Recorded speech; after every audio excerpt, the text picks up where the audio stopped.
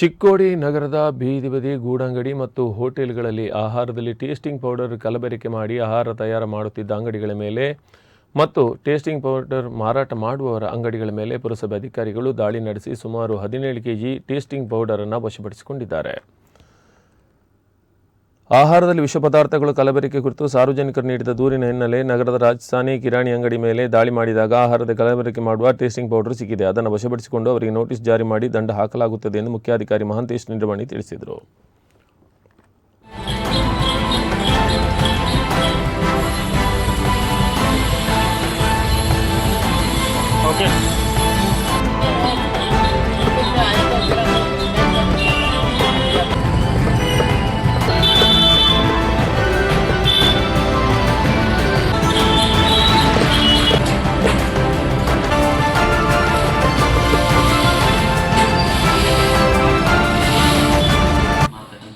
ಚಾನಾ ಮಸಾಲ ಇನ್ನಿತರೆ ವ್ಯಾಪಾರಸ್ಥರು ಅಜಿನೋಮೋಟೋವನ್ನು ಬಳಸಿ ವ್ಯಾಪಾರ ಮಾಡತಕ್ಕಂಥದ್ದು ಕಂಡು ಬಂದ ಹಿನ್ನೆಲೆಯಲ್ಲಿ ಸಾರ್ವಜನಿಕರ ದೂರು ಬಂದಿತ್ತು. ಈ ಹಿನ್ನೆಲೆಯಲ್ಲಿ ನಮ್ಮ ಸಿಬ್ಬಂದಿಯನ್ನು ನಿರ್ದೇಶನ ನೀಡಿ ಆ ಸ್ಥಳ ಪರಿಶೀಲನೆ ಮಾಡಿ ಅವರನ್ನು ಕೂಡ ಅವರು ಮಾರಾಟ ಮಾಡತಕ್ಕಂಥ ಎಲ್ಲ ವಸ್ತುಗಳನ್ನು ಜಪ್ತಿ ಮಾಡಿ ಇನ್ನು ಮುಂದೆ ಏನು ಮಾನ್ಯ ಸರ್ಕಾರದ ನಿರ್ದೇಶನದಂತೆ ಅಜಿನೋಮೋಟೋ ಹಾಗೂ ಚಿಕನ್ ಕಬಾಬ್ಗಳಿಗೆ ಬಳಸ್ತಕ್ಕಂಥ ಒಂದು ಕಲರನ್ನು ಕೂಡ ಬಳಸಬಾರ್ದು ಅನ್ನುವಂಥ ನಿರ್ದೇಶನದ ನಿಟ್ಟಿನಲ್ಲಿ ಎಲ್ಲಿ ಮಾರಾಟ ಮಾಡ್ತಿದ್ರು ಅಜಿನೋಮೋಟೋವನ್ನು ನಾವು ಅನಿರೀಕ್ಷಿತವಾಗಿ ದಾಳಿ ನಡೆಸಿ ಅಂಥ ವಸ್ತುಗಳನ್ನು ನಾವು ಜಪ್ತಿ ಮಾಡ್ಕೊಂಡಿದ್ದೀವಿ. ಅವ್ರಿಗೆ ದಂಡ ಕೂಡ ವಿಧಿಸಲಿಕ್ಕೆ ಕ್ರಮ ವಹಿಸ್ತೇವೆ.